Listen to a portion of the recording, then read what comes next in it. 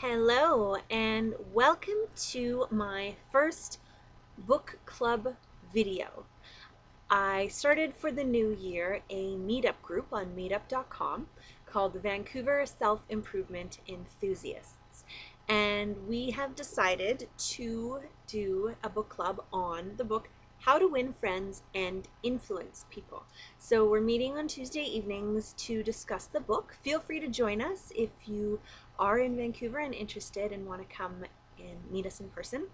Otherwise, what I would love is for you to grab the book. You can also Google it. There are audio versions available online, and I believe it's public domain at this point. The edition that I have is from the 1980s, so it has been revised, but I think it was written originally in something like 1933. So some of the copies may vary a little bit, but essentially you're getting the same information.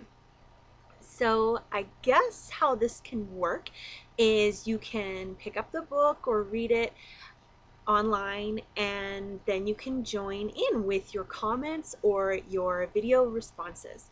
So what we're doing is every week we are doing one section of the book. There are 4 parts to the book, so we're going to be meeting 4 times, and then what we're going to do is probably meet once a month so that we can get together and talk about how we're implementing the skills into our daily lives. Because one of the biggest things about this is so many times we'll read a book and we'll get all these great ideas and great skills, and then we don't practice them, we don't implement them, so we don't actually make them a part of our daily lives and we don't get the full benefit.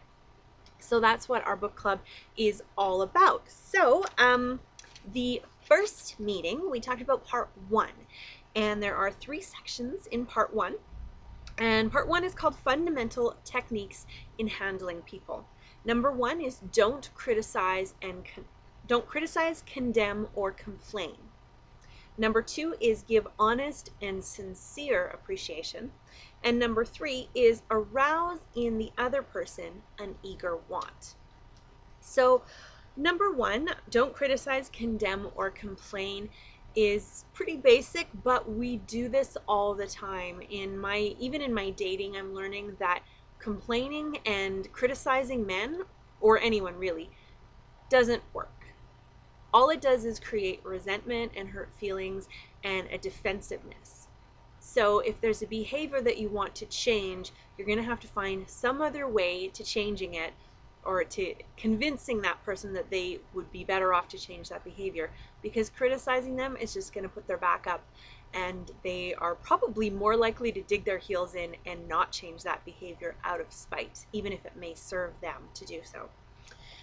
So the second one is giving honest and sincere appreciation. Now this is something that I'm pretty good at already, but with the group I was kind of talking about, I do have a bit of a habit, not so much of criticizing, but I do tend to complain a lot. And so we were kind of like, well, how can we stop that behavior? And we kind of agreed together that if we increased the appreciation and the honest and sincere appreciation and positive feedback that we give people, then hopefully the complaining would just naturally go down because you're doing more appreciating. So I'm quite good at this with the men that I date, because I've been studying all of this dating stuff, and appreciation really works in dating. But I would like to carry it on even more into my personal life with friends, and even just people that I interact with on a daily basis. Servers, people who help me in a store, the guy at Starbucks, my mail person, delivery person, anyone who you come in contact with. The fact is that appreciation is really an energetic currency, and we don't often get enough of it in our lives, and everyone wants to feel appreciation, some of us more than others, but try giving some honest appreciation, not flattery, but something. When you look at a person and you're wanting to criticize them, try to stop and think, what about this person can I appreciate? What is there to praise about this person? And see how that works. Give it a try, and then come back and comment and tell me how it worked for you. Now the third one is, I'm just looking at my notes here, is arouse in the other person an eager want. So what this is all about is that normally when we want something, we tell people why we want it.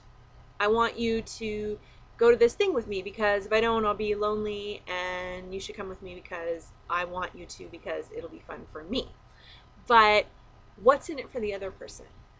We are generally pretty self-absorbed. The human beings are really living in our own little bubble. We're most interested in what's going on in our own heads and our own lives. So if you can turn that around and say, you know, if you come to this thing with me, these are all the benefits that you're going to get, and won't it be great for you? What are the chances that the person is going to be more likely to want to say yes? What do you think? So please do post your comments. I would love to see video responses. And let me see, what are you going to get out of posting your comments? Because I always say I want you to post your comments. Well, one of the things that you're going to get is the ability to create community on this page where other people will be able to comment as well, and then maybe you'll be able to have a conversation.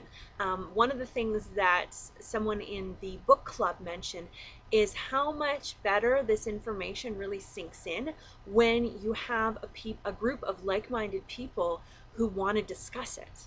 So then you're getting it at a different angle, and your brain is creating new neural pathways to absorb that information and make it more of a habit. So that is one of the benefits of many for posting a comment below. So please feel free to join us. I will post probably next week after our next meeting. I am reading sections 2 and 3 right now and really enjoying them.